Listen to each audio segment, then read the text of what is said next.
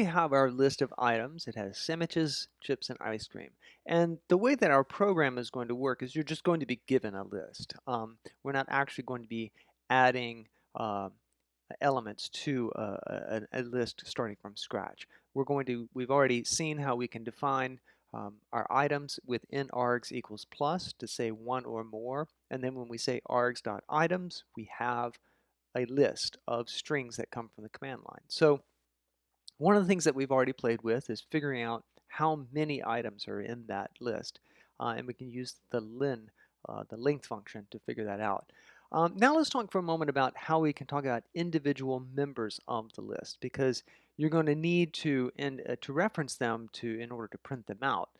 Um, Python, like so many other programming languages, starts numbering at 0. So we already saw this in Crow's Nest, that the 0th element of the string that we were given, of the word, was the first character. So and we were able to get at that by referencing the string value dot with a not dot, sorry, with square bracket 0. And so it's the same with lists. Items square bracket 0 is the first thing that's in the items list.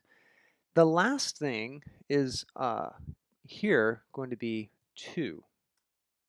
So there are 3 elements, but the last item is the length minus 1. You could actually, if you want, write length of items minus 1, which is a very difficult way to write something that we do all the time, to want to get the last element.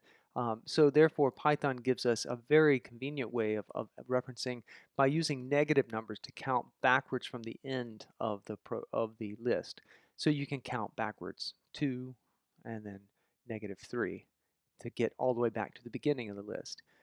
Something that you have to be aware of is that if you start talking about something in a list that doesn't exist, like items 10, that creates an exception.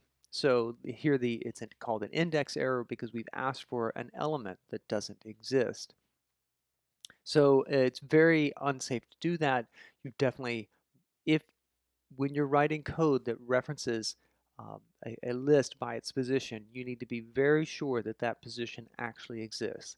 And so it's not actually common for us to hard code the referencing of individual elements of a list. It's much more common to visit all the elements in a list, and then there's really no danger of talking about a list element that doesn't exist.